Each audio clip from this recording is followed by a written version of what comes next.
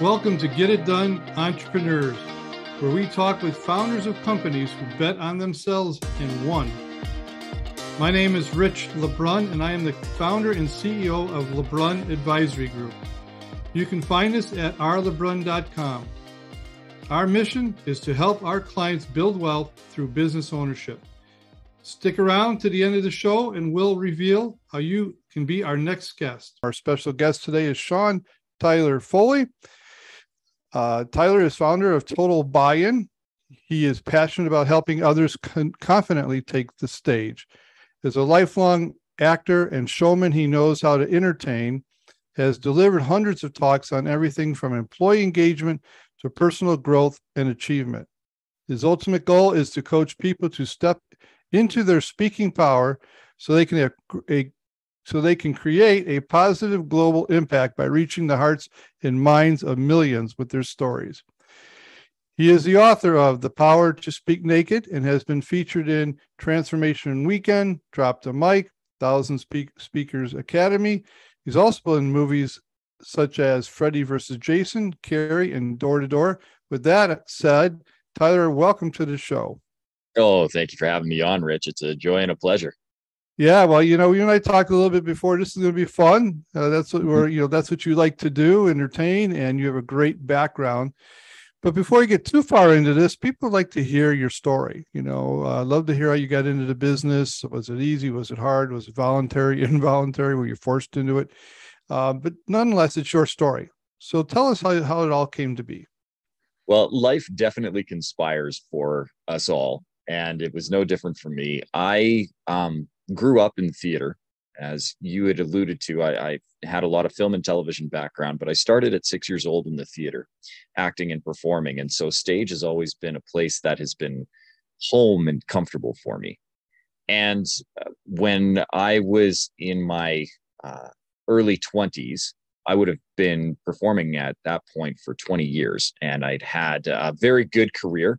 But like most people who have had a career for 20 years, I decided to retire from acting and go back to school and get an engineering discipline. So I went to State Polytechnic and got a geomatics engineering technician diploma, which was a fancy way of saying that I made maps. I specialized in aerial photography and photogrammetry, which is something that I came by quite honestly. My uncle was a photogrammetrist. My other uncle was a cartographer and a photogrammetrist. My grandfather at one point was a surveyor. So studying the earth and making maps was something that was, a generational lifeblood thing.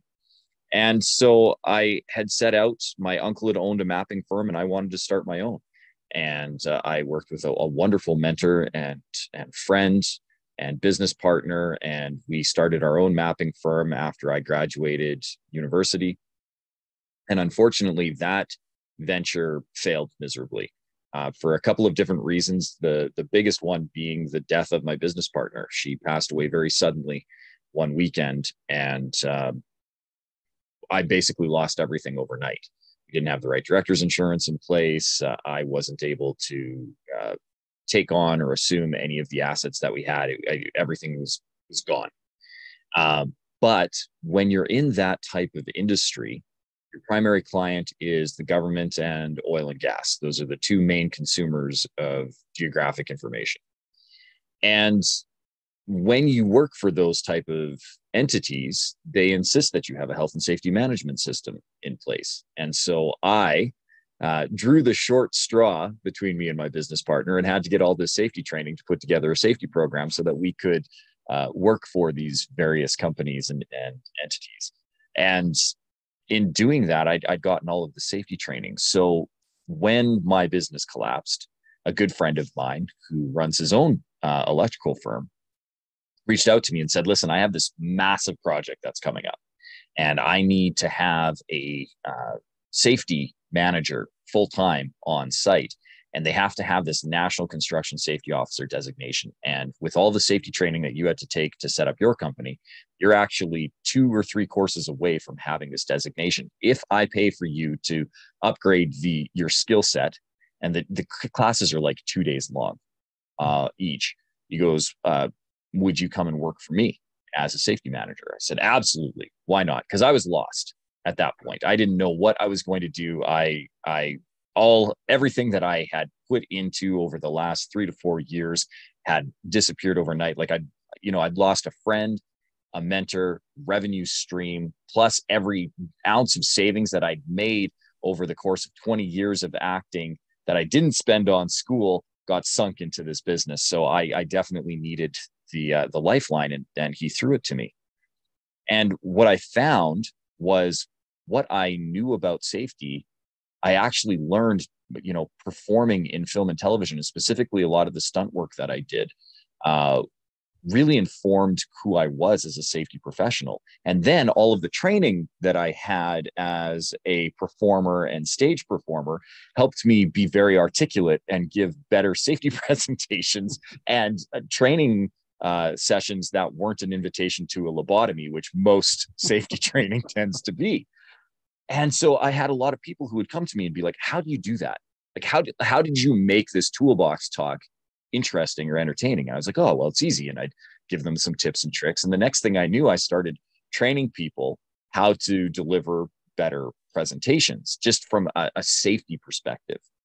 And I was giving a toolbox talk one morning at this project. And it was a huge project, like multi-million dollar, like $500 million build up in the oil sands of northern Alberta.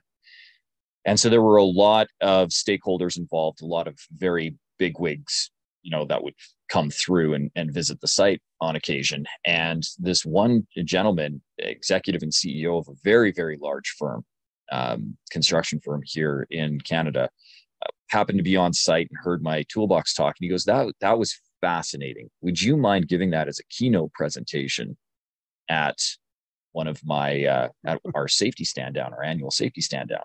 And I said, absolutely. And at the time, I didn't even know what a keynote was. Like, I had to research and look up keynote presentations. Now you are one. I was like, yeah. And I was like, well, there you go. Yeah. For 45 minutes, I could talk for 45 minutes. That shouldn't be a problem. And so I went and I did this keynote presentation. And one of the other executives from the company came up to me afterwards and said to me, that was phenomenal. She said, I'm in awe of that. She says, I want nothing more than to be able to speak, but I'm not comfortable doing it. And it's part of my role. And, I've been this VP for forever. And I know that it's kind of that glass ceiling that I've hit, because I can't go to that next level until I master public speaking. Would you be willing to coach me? And I'd never even thought of it or even considered it at the time. So I went, sure, absolutely. And so I started coaching this executive on how to present a little bit better. And it kind of was this side hustle on a little bit here, a little word of mouth. Anybody who wanted to get better on stage, they could talk to Tyler. In the meantime, the contract that I had with my friend, because it was only ever going to be for a year while they did this large build, kind of came to an end. And I was at a crossroads again. What do I do? Do I continue down the 9 to 5 route, or do I double up and go back to self-employment? And I decided I'd rather control my own fate than have somebody else control my fate. And so I started Total Buy-In. And initially it was purely safety consulting. That was the main goal. We would develop and audit safety programs and provide safety training to support that. And what I found was my most popular course from the safety training was what we originally called basic instructional technique. And it was 2 days of public speaking, but we didn't let you know it was public speaking by calling it basic instructional technique until you got into the door, and I could lock it behind you and be like, ha ha ha, now you're here. Now we're all going to public speak, because so many people think nobody that would sign up. Yeah, nobody would sign up because everybody thinks they're afraid of public speaking. And one of the great things about the course was they didn't realize that they were going to be public speaking until about halfway through the first day, at which point they'd already been public speaking for half a day. And I was able to mind ninja them into the, see, you already did it. You've done 2 speeches already in public in front of people. So this notion that you're afraid of public speaking, that's not true anymore, because you're able to do it. And we really helped these people progress. But that became the kernel of my book, The Power to Speak Naked. And that really kind of pushed the second entity that grew out of Total Buy-In to be the Drop the Mic speaker training series, and then the Power to Speak Naked programs and book to go with it. So the overall story is very circuitous. 6-year-old actor Tyler would have never known that I would be a business owner and consultant and trainer 35, 40 years into the future. Go figure. You got the creative side, the acting, and you also have the scientific side, engineering, and you were able to put them together. And actually, probably a field that needs it more than any, right?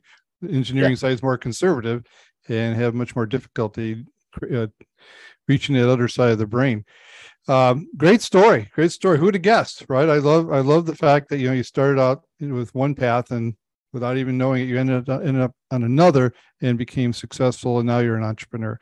I love those stories. Looking back, Tyler, now that you've been in business for a while and now you have a little bit more say so, but if you knowing what you know today, are there a few things you would have done differently looking back? Yeah. One, I would definitely have looked into insurance better. And I think it's weird because you never, right? And they say it all the time. You don't know what you never think you're going to need insurance until you need it. So you should get it.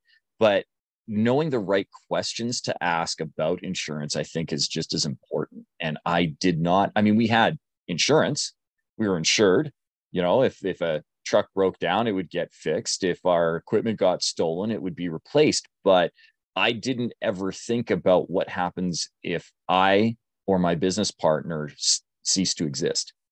Mm-hmm. And then the next lesson that I would learn is, even if you're in a partnership, always be cognizant of the fact that could dissolve in a moment for any reason. There's a myriad of reasons, and they don't have to necessarily be,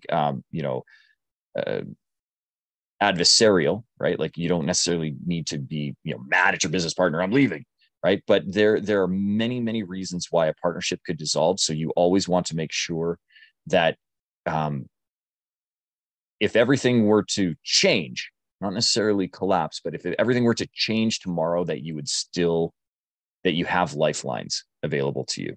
I think that was the big one. And I learned that lesson again very recently with, I had put a lot of my eggs into a single promoter, and that promoter passed away.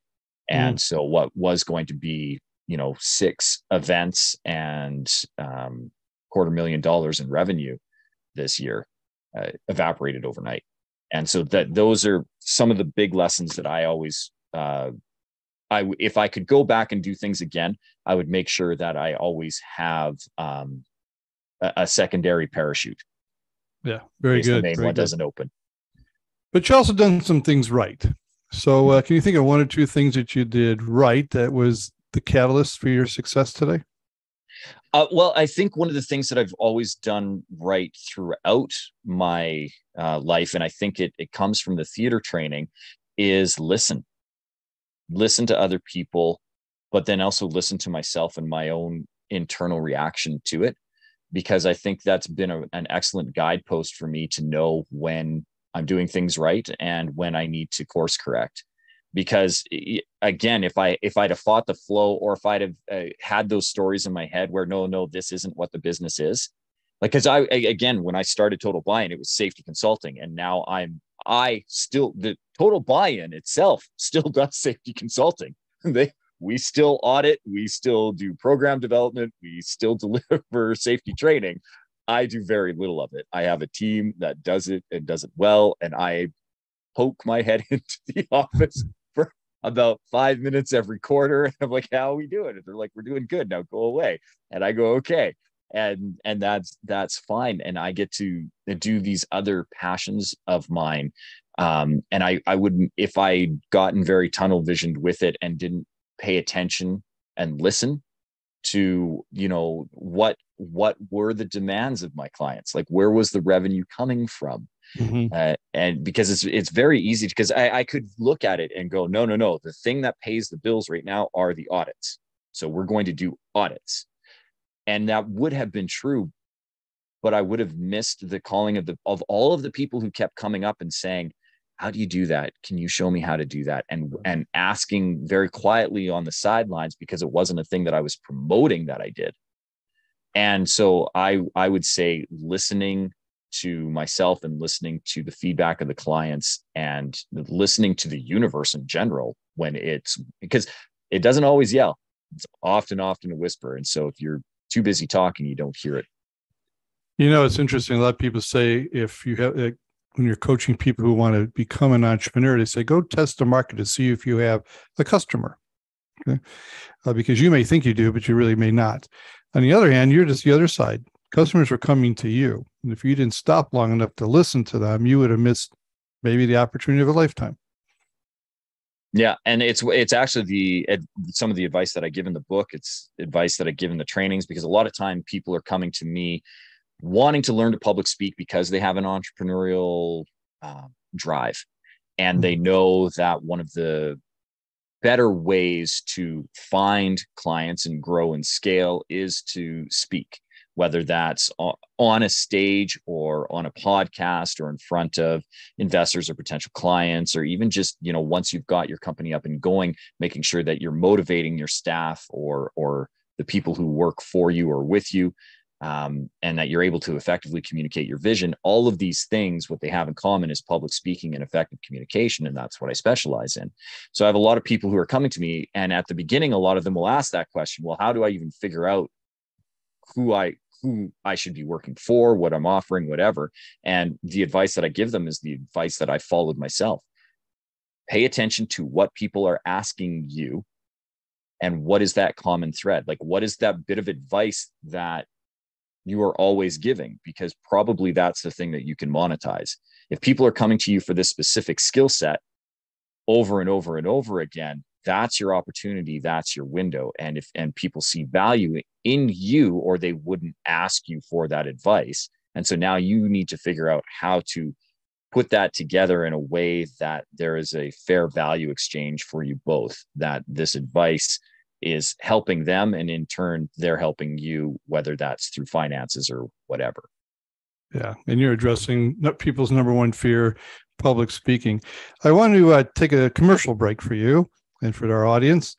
Total Buy-In has multiple legs to it, but take this time to tell us about your company, who your customers are. You mentioned you have an event coming up. Go ahead and take a few minutes here and let everybody know what you do in detail. Well, if anybody wants to meet me in person and find out what I do, I'll be featured at the LA Book Festival on the weekend of April 21st and 22nd, I believe, or it's the 22nd, 23rd. I know that I fly into LA on the 20th and come out the 24th. So it must be the 22nd and 23rd. So anybody who happens to be in the Los Angeles area and enjoys reading, come on down to the book festival and find my booth, and I'll be there signing and books and presenting on public speaking. And for anybody who is struggling with public speaking, or if you know that it's a thing that you could improve, particularly because it's been identified as one of the main soft skills, if not the top soft skill of leadership, that is what I do. Total Buy-In is here to help you receive total buy-in in your messaging. And so we specialize in helping you discover your story, tell it more powerfully, and find the audience that needs to hear it. And if that's something that interests you, you can stop by the website at any time, either SeanTylerFoley.com or TotalBuy-In.com. And I'm happy to find the way to help you find your voice. Curious, I'm assuming you can do this virtually? Absolutely. And it's funny because I had a very large mental block on virtual training when it came to speaker training, because I'm somebody who believes in stage presence, and I believe in, trial by fire and full immersion. And I want people to be in front of people. Like, if you want to master this skill, you need to speak in front of people. And so I was very hesitant to do virtual training, 2018, 2019. And then obviously I was forced into it. And we've taken the last couple of years to really hone in and find the ways to make it work. And I'm very proud to say that my team did a really, really good job of finding those ways to make sure that we can still serve our audience no matter where they are. And if they can't come to an in-person event or work with me one-on-one live, we definitely have the ability to find those solutions virtually. And we have a really good couple of programs set up to help people that way. It's so interesting today, as we'll talk about here in this next segment about the future and how you navigated it, that you throw Zoom into the mix and people are more public speaking than they've ever done before without even realizing it. And being on as many Zoom meetings as I am, a lot of people could use a lot of training. But and again, being in person and be able to communicate, I definitely could be a learner of what you have to offer. But let's, in fact, let me ask you a question. Is this a lost art, or is this in fact, I'm going to roll this question into my next set of questions. We had a tough time in 2022. The economy hit all segments of, craziness, interest rates, labor, wars, political unrest, etc.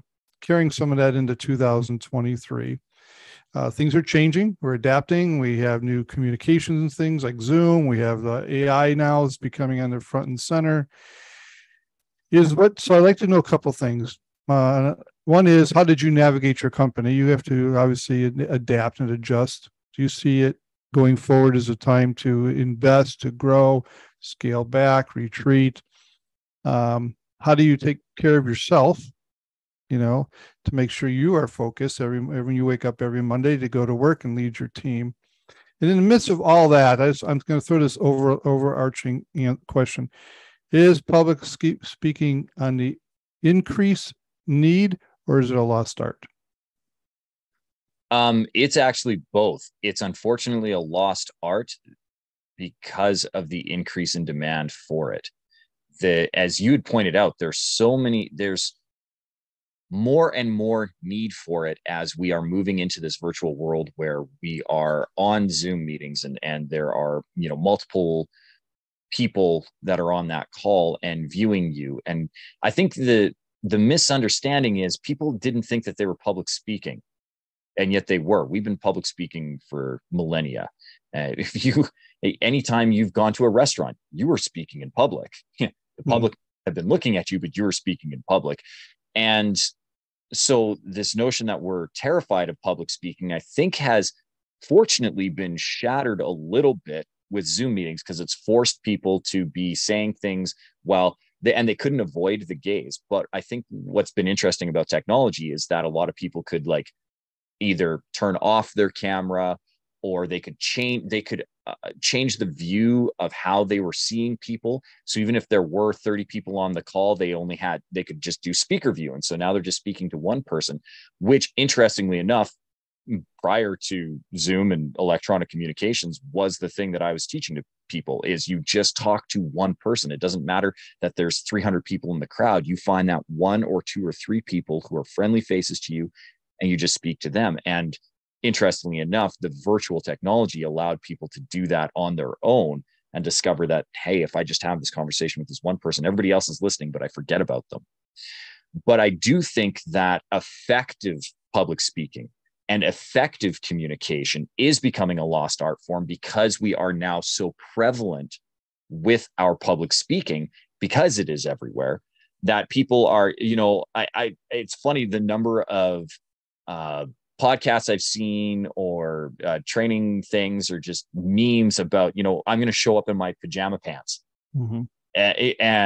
And this ease and comfortable, casual nature that's been approached to these communications, that I think the professionalism has been lost. The art of public speaking and telling a story and effectively communicating, using the power of story to illustrate points, all of these things I think have gotten lost with technology and people's want to, here, just let me share my screen.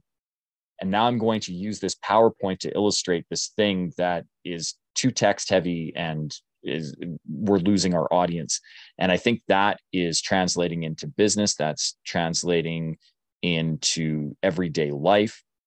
And so I think there is a significantly higher need for public speaking. And I feel that it is becoming a lost art, that people are forgetting how to do it well. Or maybe it's not. Maybe it's just that we have so much, the data has increased. So, the sample size was small before, so it was real easy to see the good public speakers and the other ones didn't have the chance to make it. Where now, because everybody has a platform, it's more prevalent how many people weren't effective in their communication. So from your company standpoint, what are you doing to navigate the future? Are you adding new revenue streams? You're adjusting, you scaling them back? I'm being very surgical and strategic with what I'm doing, because I've always been a cash business. I don't like deficit spending. And so I am very careful with how we spend our revenue and our surpluses and what we're doing with them. One of the things that I've had to change is my dependence on live presentations, because that was the business model for probably half a decade. Was I would go on stage and I would speak to hundreds, if not thousands of people, and I would explain how easy it is to speak to hundreds of thousands of people, and usually do a live demo, get somebody up on stage who professed to be terrified of public speaking. And by the end of the 45 minutes, they were on stage speaking with me and obviously comfortable enough to do it. And, and showing other people just how easy it was, and selling those services. And at the same time, helping and supporting the safety side of the business, making sure that we were running effective training and that people knew where it was. What was interesting was when everything had to go virtual, part of the protocols for safety consulting required in-person interviews and observations of work sites, and those couldn't be done the traditional way. And I was able to utilize technology and be like, well, do you have a smartphone? Can you tour us around that way? We can do these virtual meetings and do the interviews that way. You can use things like Dropbox or Google Drive or OneDrive and share your documentation with me. So let's utilize some of these virtual access options that are available to us. So the safety side was able to pivot and essentially maintain a status quo. A lot of businesses scaled back on their investment in safety. And so I had to double up my efforts to remind my clients why that investment pays off, and that scaling back on safety is actually going to be more costly to them than cost effective for them. And thankfully, I only work with really smart people. And so they all got it. And that managed to sustain itself. But with the safety training, now I used to run my own events, and I would have no problem putting 5-6 figures into putting on an event, because there was always going to be a return. But now I'm starting to see where it could be more cost efficient to run a lot of these things virtually. I still believe in the live event. And I still think that for the people who want to learn this at an elite level, the live experience can't be replaced. So I can do 90% of my work virtually, but there's still that 10% for the high ticket clients, the clients that are paying me 5 and 6 figures to really master this so that they can get on stage and they themselves can make 7 or 8 figures from stage. I need a live audience for that. So being very strategic with when and how we put on those events has become the focus, and making sure that we are making that experience the most immersive and worth every penny, if not more. There's so many events that go on where you can get your money's worth.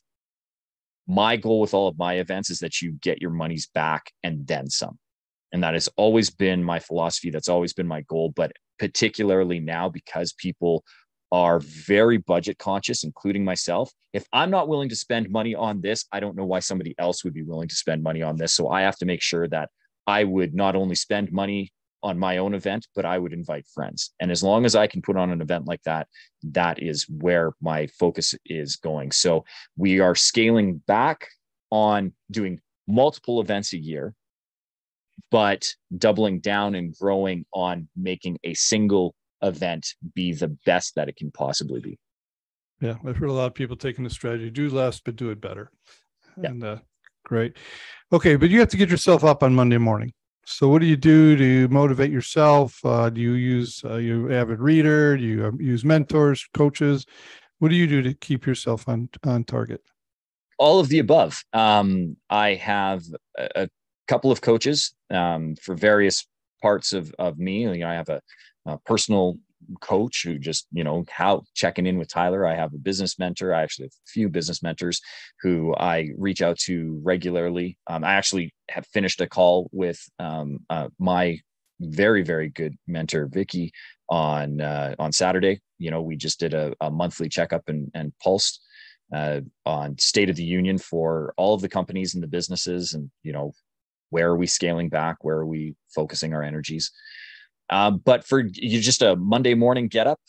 Monday morning get up is usually directed by my daughter. Her school dictates my work schedule, and and it's actually true. I schedule most of my work and most of my activities around my family. So when is my daughter going to and coming back from school? When is my wife working? When is my wife home? When they are away, that is the time for me to work. And, you know, there's so many entrepreneurs who are working 10, 12, 14, 16-hour days. I try the absolute best that I can to be very efficient with my time scheduling, and particularly with my offloading of tasks, because I don't have the luxury. I'm sure I could have the luxury of having 12 or 14 hours to invest into my business each day, but I want to invest that time into my family because I think that's where the real ROI comes from. So for me, I have to make sure that in the 6 to 8 hours that I have in the day, because my daughter gets dropped off at the bus at 7:45, and I have to pick her up at 4:30, which means that I got to be leaving here no later than 4:15. So I have about 8 hours, and I don't eat very often, so I can often skip lunch, but then I have a very wonderful meal in the evening that I have to get things done. And if I need to, I will get up early in the morning. Like I'll get up and I'll record a podcast at 5 or 6 in the morning, sometimes at 3 if I'm doing one over in Australia. But I'm very efficient with my time. So for me to get up in the morning, it's very easy, because if I don't get up, my daughter doesn't make it to the bus. It's just that simple. And I've never been a coffee person.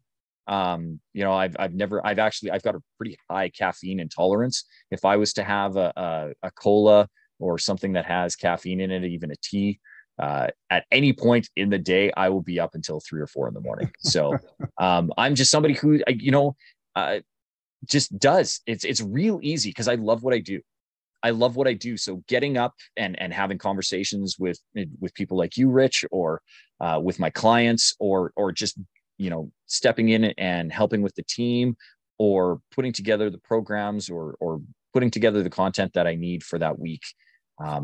It's I don't need to motivate myself to do it. I'm excited to do the work every day. It is self-motivating. It's almost a self-fulfilling prophecy.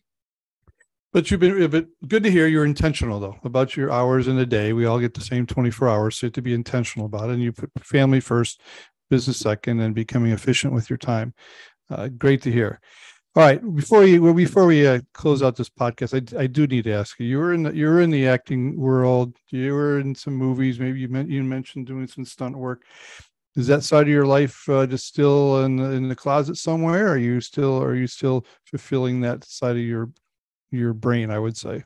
Oh yeah, no, absolutely. The funny thing about being a performer is it's like the mob. You try to leave and it just brings you right back in. I'm a born performer. You know, if you ask my mom, I was tap dancing in the womb. I was that kid at 3 years old who, anytime there was a family event, I was trying to, you know, look at me, let's do a magic trick. I'll show you this, and putting on little plays, puppet stuff. And it's just who I am. And although I did retire at 25, I've definitely gotten back into it. It helped too that when my daughter was born, she was super, super cute. Objectively, this is not a parent being like, "Oh, look how cute my baby is," and she kind of looks like a weird gray alien. No, my child is actually gorgeous because she looks like her mom. And so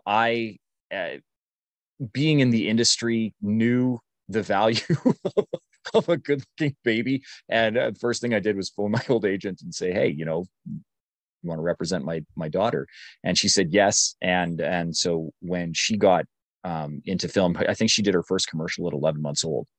And when she was 2, I got to play her dad in a promotional video, which was super fun, right? Yeah, like nice. fictionally and in reality be her father. And so I did get back into it. I've done a Hallmark movie in the last year. I did a Hallmark movie with Shannon Elizabeth. I got to film a well-known TV series, which due to my NDA, I can't tell you what it is, but I can say that I had to put on a very thick Minnesota accent. And so that was a really, I do it. It brings joy to me, and it's a nice little hobby to have. And I have the time luxury being self-employed, being an entrepreneur, running my own business, that and the business self-sustains too. Like I'm not working in my business, I'm working on my business at this point. So I can take a day or 2 or a week and go film a show. And that's fun. And I'm producing a musical right now. So I in very good friends with an amazing playwright and composer, Maren Ord Burnham.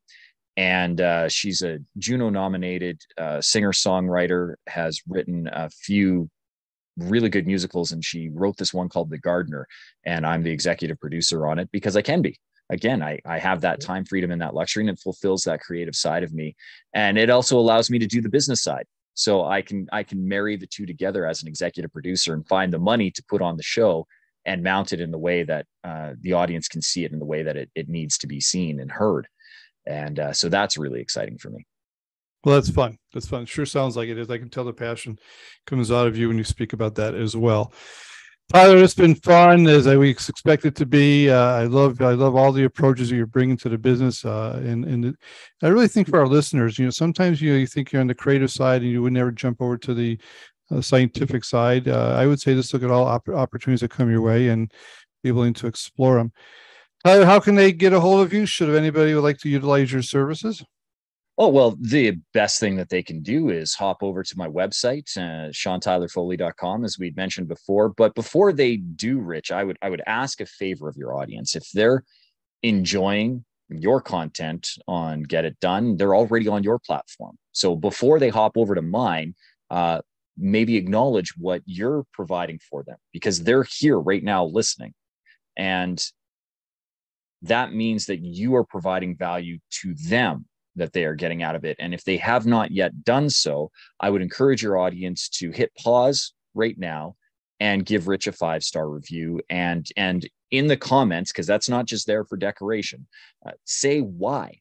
Like, what is it about Get It Done that you are enjoying? What was maybe one of your favorite episodes? What was one of your favorite guests? What was one of your favorite takeaways? What's something that Rich has brought to the table that has provided value for you, that has you coming back again and again to listen to these episodes? And if they're willing to do that for you, Rich, then it would be my pleasure if they come to my website, SeanTylerFoley.com, which they'll probably find in the show notes when they hit pause to give you the 5-star review.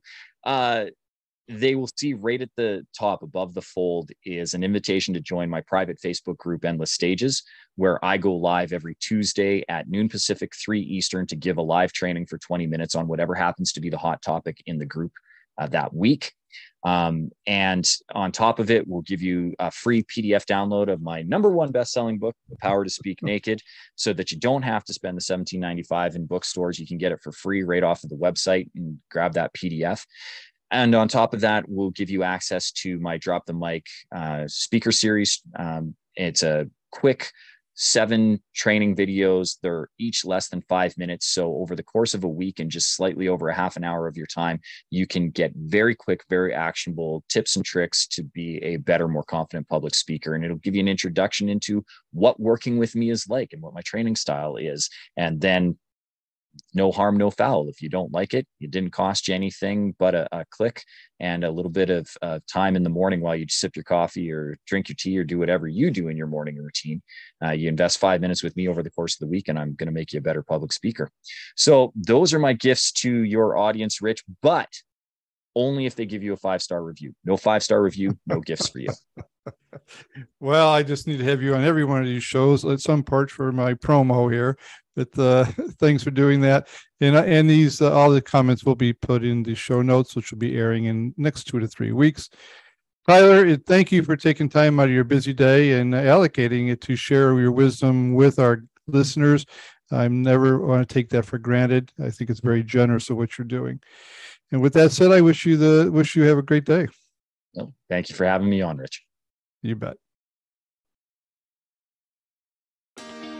Rich LeBrun here. Thank you so much for listening to our podcast, Get It Done, Entrepreneurs. If you are a successful business owner who would like to be on this program, please visit us at rlebrun.com/podcast and fill out the form, and we will reach out to you. If you got something out of this interview, would you share this episode on social media? Just do a quick screenshot with your phone and text it to a friend or post it on the socials. If you know someone that would be a great guest, tag them on social media to let them know about the show and include the hashtag GetItDoneEntrepreneurs. I love seeing your posts and guest suggestions. We are regularly putting out new episodes and content. To make sure you don't miss any episodes, go ahead and subscribe. Your thumbs up, ratings, and reviews go a long way to help promote the show and mean a lot to me and my team. Want to know more? Go to our website, rlebrun.com, or follow me on LinkedIn, Facebook, and Instagram. Thanks for listening. We will see you next time.